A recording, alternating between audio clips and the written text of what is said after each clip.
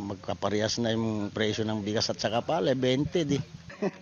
Natatawa na lang ang magsasakang si Bobby Paabutin natin ng 20 pesos. tuwing naaalala ang pangakong 20 pesos na bigas ng gobyerno.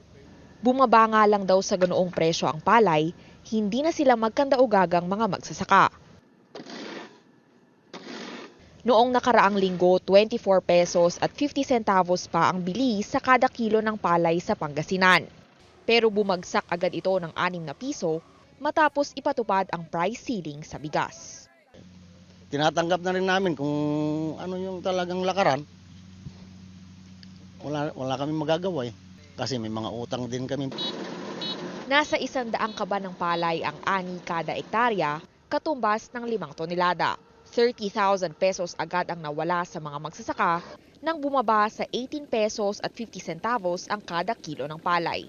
Kwento ng rice trader na si Mario, may ilan-ilan sa kanila na binibili na raw sa mas murang presyo na 17 pesos ang palay, alinsunod sa price cap. Farmer talaga ang tinamaan. Ang pinapaboran ng gobyerno natin yung mga consumer. Ang mas magandang gawin, i-maintain na lang yung presyo. Ganito ang itsura ng karaniwang palay na inaani sa ngayon. Kung mapapansin nyo, hindi pa siya ganun ka-mature kung tawagin. Meron pa kasing mga butil na berde sa halip na manilaw-nilaw na.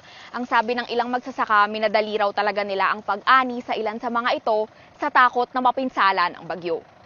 Pinangangambahan din ng mga magsasaka na bumagsak pa sa 14 o 15 pesos ang kilo ng palay sa kasagsagan ng anyan.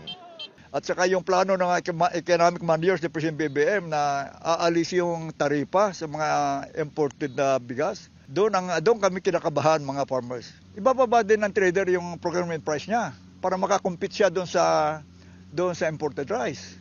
So kami, mga local producers, ang apektado sa pangyayari. Apela ng mga tulad ni Kaanong, panindigan daw sana ng gobyerno ang pagbibigay ng suporta sa kanila. Kung sino pa raw kasi ang hindi tunay na magsasaka, yun pa ang nakakatanggap ng ayuda.